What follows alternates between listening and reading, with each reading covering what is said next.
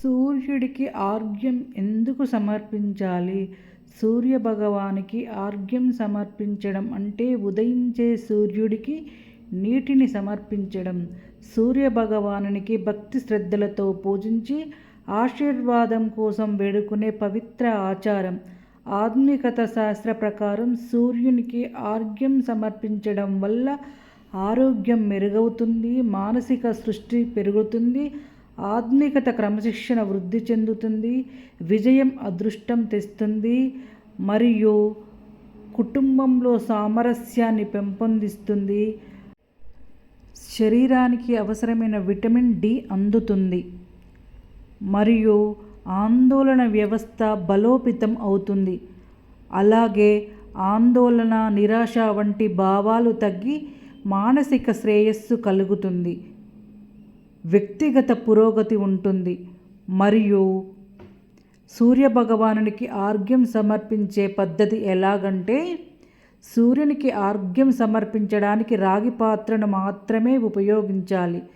ఎందుకంటే హిందువుల పురాణాల ప్రకారం రాగి స్వచ్ఛమైనది, గౌరవం, భక్తిగా ప్రతీక కనుక రాగి పాత్రలో సూర్యునికి నీరు సమర్పించాలి.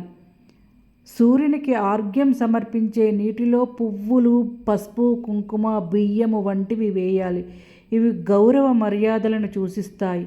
ఈ సమయంలో తూర్పు ముఖముగా మాత్రమే నిలబడాలి. అలాగే సూర్యునికి ఆర్ఘ్యం పోసేటప్పుడు నీరు మీ పాదాలకి తాకకుండా చూసుకోండి. ఎందుకంటే నీరు పాదాలకి తగిలితే సూర్యభగవానుని అగౌరవపరిచినట్లు అవుతుంది. సూర్యభగవానునికి ఆర్ఘ్యం సమర్పించే సమయంలో జపించాల్సిన మంత్రాలు: గాయత్రీ మంత్రం, ఓం భూర్భువః స్వాహ తత్సవితుర్వరేణ్యం భర్గో దేవస్య ధీమహి ధియో యో నః ప్రచోదయాత్ అనే మంత్రాన్ని సూర్య భగవానికి నీటిని సమర్పించేటప్పుడు ఈ శక్తివంతమైన వేద మంత్రాన్ని తరచుగా పఠించడం వల్ల సమస్త దోషాలు తొలగిపోతాయి. ఓం సూర్యాయ నమః ఈ సరళమైన మంత్రాన్ని సూర్యునిని ప్రశంసించేందుకు ఎంతగానో ఉపయోగపడుతుంది. సూర్య భగవానునికి కాంతిని పొగుడుతూ పఠించాల్సిన మంత్రం సూర్య బీజ మంత్రం. ఇది స్క్రీన్ పైన ఇస్తున్నాను, మీరు చదువుకోండి. మరియు మంత్రాన్ని సూర్యునికి సానుకూల ప్రభావాన్ని కోరుతూ ఈ నామాన్ని అయితే పఠించాలి. సూర్య భగవానుడి నామాలు: ఓం మిత్రాయ నమః అందరికీ స్నేహితుడు, ఓం రవయే నమః ప్రకాశవంతుడు, ఓం సూర్యాయ నమః అందరికీ మార్గదర్శకుడు, ఓం భానవే నమః అందాన్ని ప్రసాదించేవాడు, ఓం ఖగాయ నమః ఆకాశంలో సంచరించేవాడు, ఓం పుష్టే నమః పోషణకర్త, ఓం హిరణ్య గర్భాయ నమః సృష్టికర్త. సూర్య భగవానునికి ఆర్ఘ్యం సమర్పించడం వల్ల సమస్త దోషాలు తొలగిపోతాయి. మెయిన్గా ఆరోగ్యం అయితే ఎవరైతే బాగా లేదనుకుంటారో వాళ్ళు ఖచ్చితంగా సూర్య భగవానునికి ఆరాధన అయితే చేసుకోండి.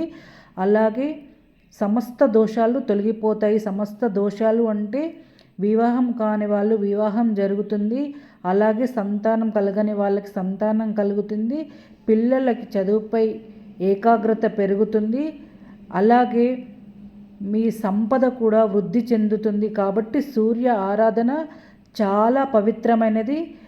కుదిరితే రోజు చేసుకోండి, కుదరని పక్షంలో వారంలో ఒక్కరోజైనా ఆదివారం చేసుకుంటే చాలా మంచిది. మీరు రాగి చెంబులో ఎర్రటి మందార పువ్వు వేసుకొని, నాకు అందుబాటులో లేదు కాబట్టి నేను ఈ పుష్పాన్ని వేసుకున్నాను. ఈ వీడియో స్కిప్ చేయకుండా చూసినందుకు చాలా చాలా ధన్యవాదములు. ఈ వీడియో నచ్చితే మీ ఫ్రెండ్స్కి, మీ బంధువులకి షేర్ చేయండి. ఎవరైనా మొదటిసారిగా నా ఛానల్ చూసిన వాళ్ళు ఉంటే సబ్స్క్రైబ్ చేయడం అయితే మర్చిపోకండి. సర్వే జన సుఖినో భవంతు. మరొక వీడియోతో మళ్ళీ కలుస్తాను. Bye friends.